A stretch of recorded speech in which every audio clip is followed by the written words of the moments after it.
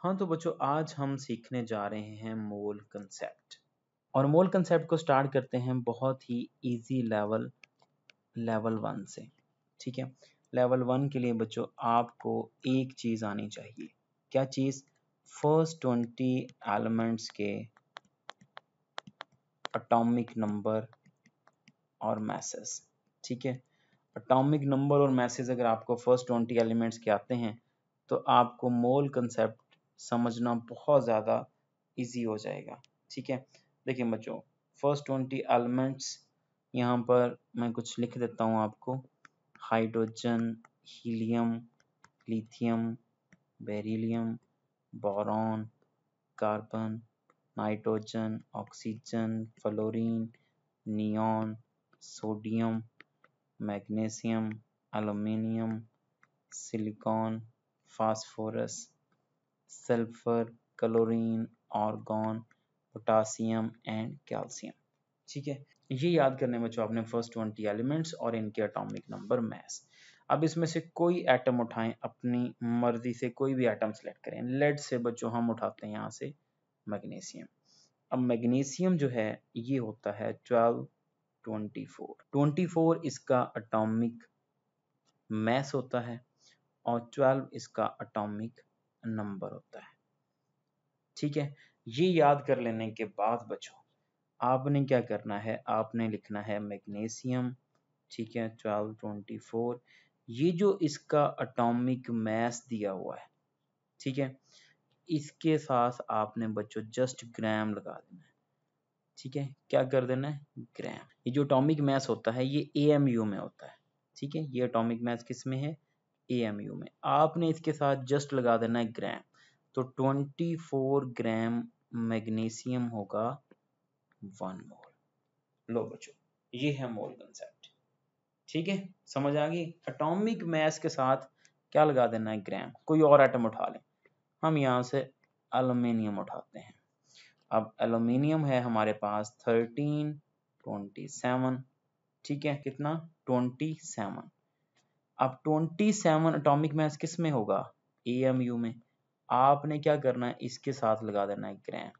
तो 27 ग्राम एल्युमिनियम कितना होगा?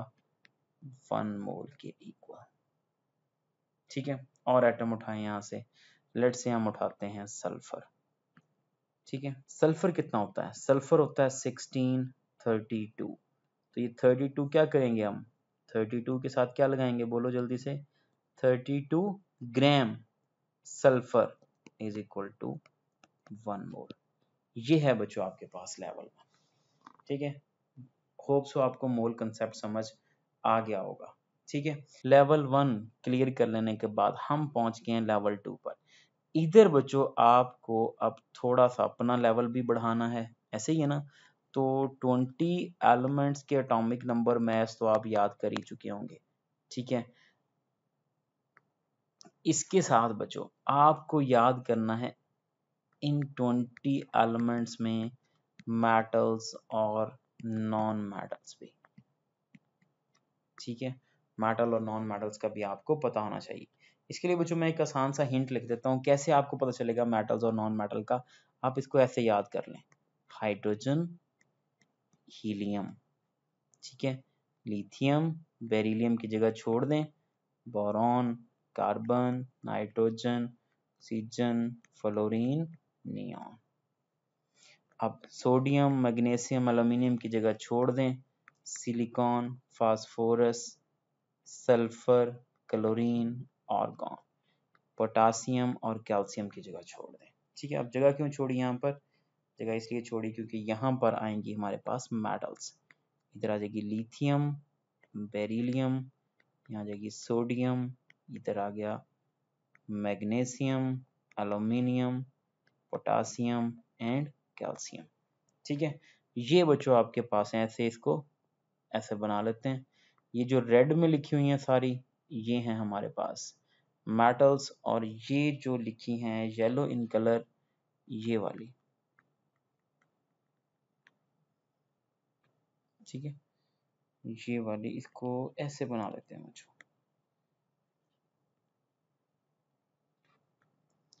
ये हैं हमारे पास मेटल्स, ठीक है, और रेड इन कलर है हमारे पास, ये सारी हैं non metals. Metal non metal याद कर लेने के बाद बच्चों हम अपना लेवल 2 आसानी से समझ पाएंगे। देखो बच्चों, लेवल 1 में हमने क्या पढ़ा था? लेवल 1 में हमने पढ़ा था कि भाई देखो, कोई एटम उठाओ, लेट्स से यहाँ से हम उठाते हैं, हमने कौन कौन से एटम उठाए थे? मैग्नीशियम उठाया था, एल्यूमिनियम, को एक एटम उठा लेते हैं, मैग्नीशियम 1224 था ये, ऐसे ही है ना?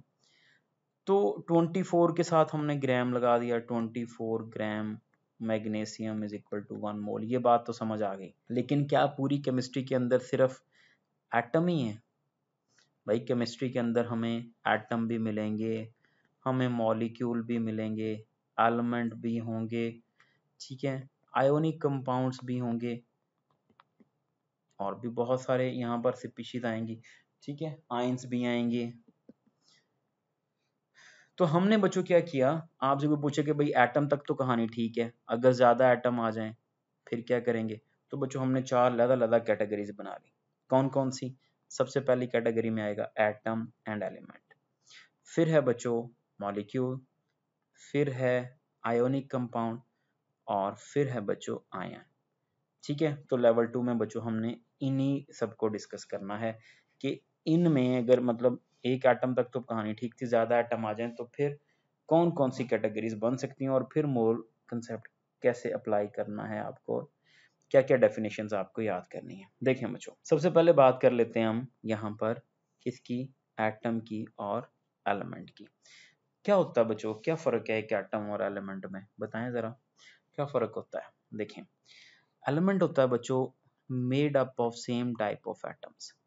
क्या होता है?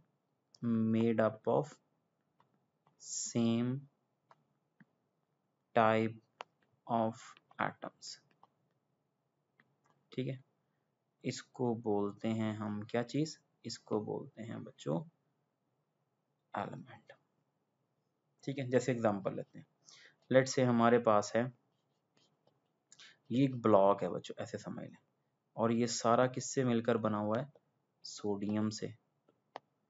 अब इसके अंदर ये जो सोडियम है ना बच्चों, लैदा ये एटम्स हैं, ठीक है, इसके अंदर ये जो सोडियम है ये क्या है? ये एटम है इसके अंदर, और ये देखो एक जैसे हैं, इसलिए हम इसको बोलेंगे एक एलिमेंट। तो बच्चों होप सो आपको समझ आ चुका होगा एटम और एलिमेंट में क्या फर्क होता है। ठीक है, तो चलते हैं बच्चों एटम और एलिमेंट को डिस्कस करते हैं। कोई भी एक एटम यहाँ से, अब हम वो सिलेक्ट करेंगे जो पहले सिलेक्ट नहीं किया था हमने। इस बार हम फास्फोरस उठाते हैं यहाँ से, यहाँ लिखते हैं बच्चों फास्फोरस। फास्फोरस कितना होता है? 15, 31। अभी जो 31 है ये क्या है बच्चों? इसका एटम का एटॉमिक मास है ना, इसको क्या करना आपने? इसको साथ लिखना बच्चों, atomic mass expressed in grams. अगर हम इसके साथ क्या लगा दें? ग्राम लगा दें, तो 31 ग्राम फास्फोरस क्या होगा? 1 मोल के इक्वल होगा। क्लियर बच्चों? तो ये क्या है बच्चों? 31 atomic mass. Atomic mass of an atom, atom किस कहाँ से आएगा बच्चों? एटम लाजिम बात है एलिमेंट से। अक्सर आपने लिखा देखा होगा बच्चों, atom of an element, atom of an element, वो इसीलिए लिखा होता है क्योंकि ये एटम जो है लाजिम बात है किसी एलिमेंट से ही आया होगा ना। तो बच्चों ये जो एटॉमिक मास है इसका, वो किसका है? एटम का, जो कहाँ से आया है? किसी एलिमेंट से। उसके साथ क्या करना है? Expressed in grams. लो बच्चों ये आ गया मोल। तो डेफिनेशन क्या बनेगी बच्चों? Atomic mass of an atom of an element expressed in grams is called mole. ठीक है, ये आपके पास आ गया। नेक्स्ट कैटेगरी पे चलते हैं बच्चों। तो नेक्स्ट कैटेगरी क्या है हमारे पास? मॉलिक्यूल। हाँ जी बच्चों, क्या होता है मॉलिक्यूल? मॉलिक्यूल बना होता है बच्चों non metal plus non metal से। अब ये जो non metal plus non metal है ना बच्चों, ये हमारे पास सेम भी हो सकती है और डिफरेंट भी हो सकती हैं। अगर नॉन मेटल सेम है बच्चों तो फिर उसको मॉलिक्यूल तो कहेंगे, साथ इसको एलिमेंट भी बोलेंगे। यानी अगर नॉन मेटल सेम है तो वो एलिमेंट भी होगा और मॉलिक्यूल भी होगा। ठीक है, और अगर नॉन मेटल डिफरेंट हैं तो ये बच्चों कंपाउंड भी होगा, ठीक है, और मॉलिक्यूल भी होगा। पहले तो मॉलिक्यूल को समझते हैं। अब नॉन मेटल उठाने, कोई से दो नॉन मेटल उठाओ, जैसे बच्चों हम यहाँ से उठाते हैं, ठीक है, हम उठाते हैं क्या, कार्बन और ऑक्सीजन। तो कार्बन ऑक्सीजन के मिलने से क्या बनेगा बच्चों, कार्बन डाइऑक्साइड। कार्बन का एटॉमिक मास कितना होता है, हाँ जी बच्चों, यहाँ पर साइड पे लिख देते हैं, कार्बन का एटॉमिक मास होता है 12 प्लस ऑक्सीजन प्लस 2 ऑक्सीजन है, ऑक्सीजन होता है 16 और सेकंड ये ऑक्सीजन 16, कितना हो गया 44। अब बच्चों देखें, दो नॉन मेटल हैं, नॉन मेटल के मिलने से बनेगा मॉलिक्यूल, और इसका जो मास होगा ये क्या होगा, मॉलिक्यूलर मास। तो मॉलिक्यूलर मास किसका, किसी मॉलिक्यूल का या कंपाउंड का, ठीक है। अगर हम इसको करें एक्सप्रेस्ड इन ग्राम्स, ठीक है, ये क्या है बच्चों, मॉलिक्यूलर मास किसी मॉलिक्यूल का expressed in grams is called mole, यानी इसके साथ आपको क्या करना है, ग्राम लगा देना है, तो ये हो गया इक्वल मोल के। तो क्या डेफिनेशन बनी बच्चों हमारे पास, molecular mass of a molecule, ठीक है, मॉलिक्यूल की जगह बच्चों कंपाउंड भी हो सकता है, क्योंकि कंपाउंड भी बोलेंगे ना, ये दो हैं और डिफरेंट हैं, तो मॉलिक्यूल या compound expressed in grams is called mole, इसको बोलते हैं बच्चों मोल, ठीक है। नेक्स्ट कैटेगरी है बच्चों हमारे पास आयोनिक कंपाउंड। क्या होता है बच्चों आयोनिक कंपाउंड, बच्चों आयोनिक कंपाउंड होता है जो मिलकर बना हो मेटल प्लस नॉन मेटल से, ठीक है। अब बच्चों एक मेटल होगी और एक नॉन मेटल होगी, फिर बनेगा आयोनिक कंपाउंड, ठीक है। इसमें दो नॉन मेटल थी, इसमें एक मेटल और एक नॉन मेटल होगी। तो उठाएं बच्चों, एक मेटल उठाते हैं और एक नॉन मेटल, मेटल सोडियम उठा लेते हैं और नॉन मेटल बच्चों यहाँ से क्लोरीन ही उठा लेते हैं, ठीक है। तो ये बच्चों बड़ा फेमस आयोनिक कंपाउंड बनने वाला है यहाँ पर, कौन सा, NaCl। कितना होता है बच्चों Na होता है 23, और Cl कितना होता है, Cl का एटॉमिक मास 35.5, तो कितना बन गया 58.5। अब ये जो 58.5 है ना बच्चों, ये है हमारे पास फार्मूला मैच, क्योंकि आयोनिक कंपाउंड का क्या होता है, फार्मूला मैच होता है।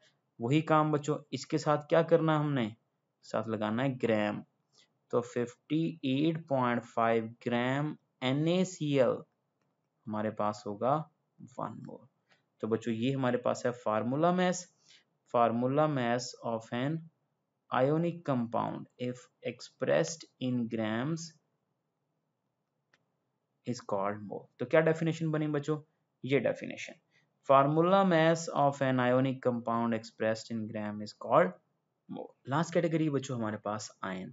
आयन को समझने से पहले बच्चों एक चीज बड़ी इंपॉर्टेंट ये आप समझ लें, लेट से हमारे पास है सोडियम। सोडियम कितना होता है 1123। अब ये बच्चों है इसका एटॉमिक नंबर Z। जितना किसी एटम का एटॉमिक नंबर होता है ना, उतने ही इलेक्ट्रॉन होते हैं और उतने ही प्रोटॉन होते हैं, ठीक है। और ये है बच्चों उसका atomic mass. Atomic mass minus atomic number लगाएंगे, यहाँ माइनस करेंगे तब आपके पास आएंगे न्यूट्रॉन, ठीक है। तो बच्चों इलेक्ट्रॉन प्रोटॉन और न्यूट्रॉन इस तरह निकालते हैं। अब इसके अंदर जो प्रोटॉन है और न्यूट्रॉन है, इन दोनों को ऐड करेंगे बच्चों, तब इसका एटॉमिक मास बनेगा, मास नंबर बनेगा।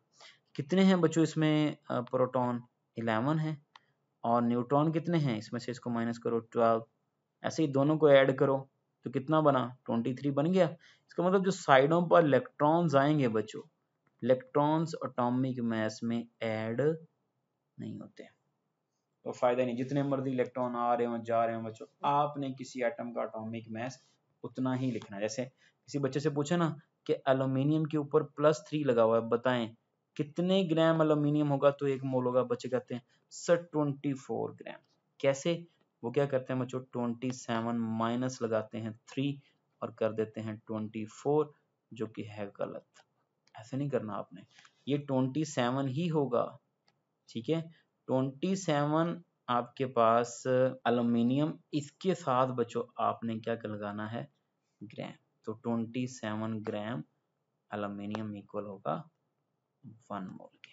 तो क्या डेफिनेशन बनी बच्चों, आयोनिक मास। अब इसको आयोनिक मास बोलेंगे। Ionic mass of an ion, क्या करेंगे बच्चों उसको, if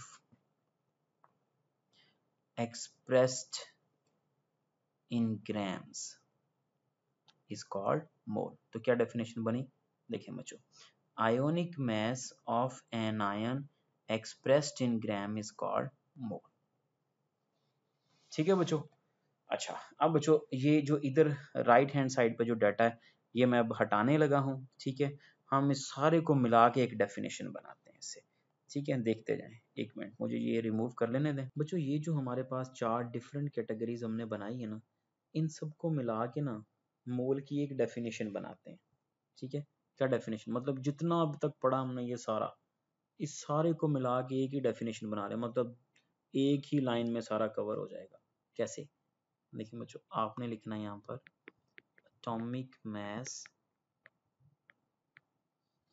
atomic mass of an element, molecular mass of a molecule, molecular mass of a molecule, formula mass of ionic compound, formula mass of an ionic compound, and ionic mass of an ion, ठीक है, expressed in grams, if expressed in grams is called मोल।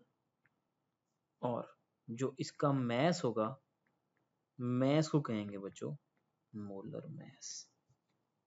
ठीक है, लो बच्चों, अब सबको मिला के मोल की हमारे पास एक डेफिनेशन बन गई। इसके अंदर जो मैस होगा वो मोलर मैस होगा। ठीक है, यानी 1 मोल का मैस, और इसको रिप्रेजेंट करेंगे ग्राम पर मोल में। ठीक है, लो बच्चों, हमारे पास बच्चों एक डेफिनेशन, सारा मतलब जितना हमने पढ़ा एक लाइन में कवर हो गया। ये बन गई मोल की डेफिनेशन। और इसके मैस को क्या बोलेंगे, बताएं क्या बोलेंगे, मोलर मैस। हाँ तो बच्चों 4 अलग-अलग कैटेगरीज बना ली हमने और इनको एक्सप्रेस कर लिया ग्राम में। अब क्योंकि बच्चों इनको ग्राम में एक्सप्रेस कर चुके हम, इसलिए अब हम इनके नाम के साथ एक और एडिशन करने वाले हैं। कैसे, देखिए बच्चों, एटॉमिक मास यहाँ से पहले से स्टार्ट करते हैं एटम से। Atomic mass of an atom of an element expressed in grams is called mole, also called gram atom। इसको बच्चों ग्राम एटम भी बोलते हैं। अब समझ आया क्यों बनाई हमने 4 अलग अलग कैटेगरीज। हाँ जी, नेक्स्ट देखिए, molecular mass of a molecule expressed in gram is called mole, also called gram molecule। इसको बच्चों ग्राम मॉलिक्यूल भी बोलते हैं। ठीक है, नेक्स्ट देखिए बच्चों, formula mass of an ionic compound expressed in gram is called mole, also called gram formula mass, gram formula. Okay, next, ionic mass of an ion, देखिए ionic mass of an ion express in gram is called mole, also called gram ion. ठीक है, और बच्चों इन categories को हम एक दूसरे में डायरेक्टली कन्वर्ट नहीं कर सकते। जैसे आपको एग्जांपल देता हूँ, हमारे पास है let's say 18 gram water H2O। ठीक है, अब 18 ग्राम वाटर के अंदर देखें बच्चों, हमारे पास है हाइड्रोजन और ऑक्सीजन। अब ये दो क्या हैं, नॉन मेटल। अब non metal plus non metal के मिलने से क्या बनता है, मॉलिक्यूल। तो बच्चों इसको मॉलिक्यूल वाली कैटेगरी में ही रखना है, यानी ये इक्वल होगा 1 मोल के और इक्वल होगा बच्चों ग्राम मॉलिक्यूल के। ओके, ठीक है। अच्छा, इसी तरह बच्चों अगर हमारे पास है लेट से NaCl, हमारे पास है लेट से NaCl, ठीक है, या NaCl तो हमारे पास ऑलरेडी है, KCl ले लेते हैं। पोटासियम कितना होता है 39 और क्लोरीन 35.5, तो 39 प्लस 35.5 कितना हो गया 74.5 बना 74.5। अगर 74.5 ग्राम KCl हो, ठीक है, तो बच्चों अब देखो इसके अंदर ये जो K है ये है मेटल, ठीक है, इसके अंदर K है मेटल और Cl नॉन मेटल। आप बताओ मेटल प्लस नॉन मेटल के मिलने से क्या बनता है, आयोनिक कंपाउंड। तो ये इक्वल होगा बच्चों 1 मोल के, ठीक है, और बच्चों इक्वल होगा ग्राम फार्मूला मास की।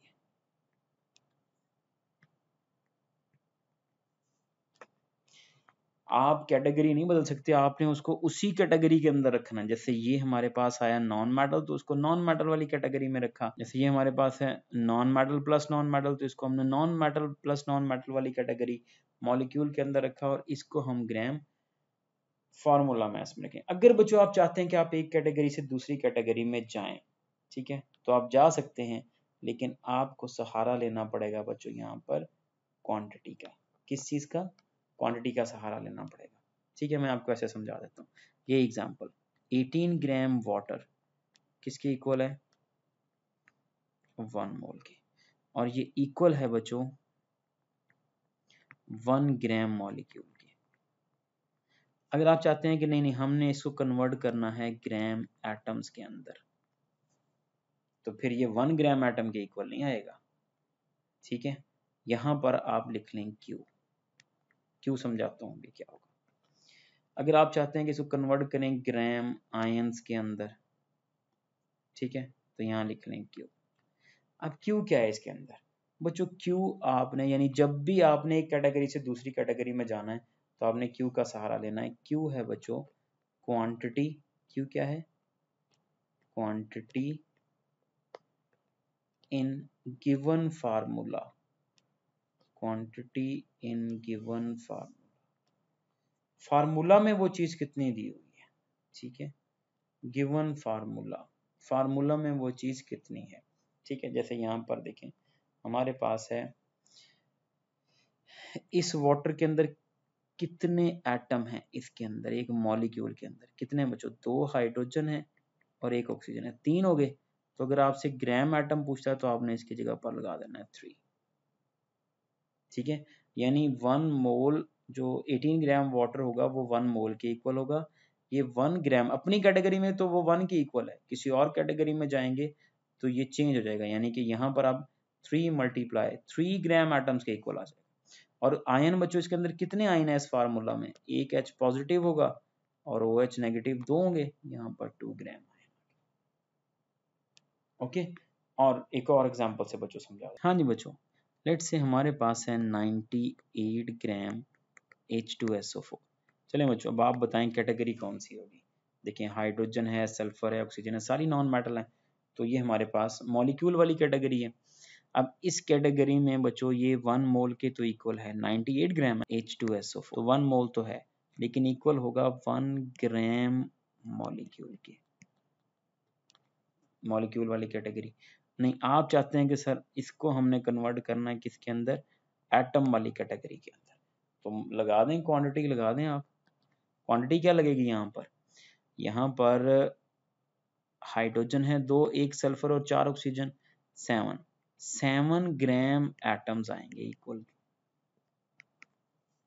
आप चाहते नहीं सर हमने इसको कन्वर्ट करना है आयन वाली कैटेगरी के अंदर, तो बच्चों इसके अंदर होंगे 2H पॉजिटिव होंगे और एक इसके अंदर SO4 -2, 3 आयन आएंगे ना इसके अंदर। तो बच्चों क्वांटिटी से मल्टीप्लाई कर दें, 3 मल्टीप्लाई ग्राम आयंस, 3 ग्राम आयंस होंगे बच्चों। ये है बच्चों हमारे पास लेवल 2, ठीक है। लेवल 2 में हमने 4 कैटेगरीज बनाई और इन कैटेगरीज का आपस में क्या रिलेशन है वो भी समझाया आपको, कैसे आप एक से दूसरी कैटेगरी में मूव कर सकते हैं, ठीक है। कैसे मूव कर सकते हैं बताएं जरा। हाँ जी, क्वांटिटी का सहारा लेकर। क्या होती है क्वांटिटी, क्वांटिटी क्यू क्या है, क्वांटिटी इन गिवन फार्मूला।